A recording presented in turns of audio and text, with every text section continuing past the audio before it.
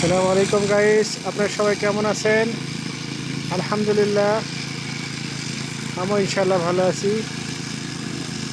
এই দেখুন, এখানে আমাদের কাজ হবে। এখানে কাজ করার জন্য আমরা আছি। এখানে কাজ হবে। এখানে আমাদের এই যে ভাগ্নে আমার কমপ্লিট দেয়, কমপ্লিট হয়ে গেলে এখানে আমরা কালকে কমপ্লিট দেবো। এখানে হবে বাস্কেটবল খেলার জায়গা। এখানে বাস্কেটবল খেলার জায়গা হবে।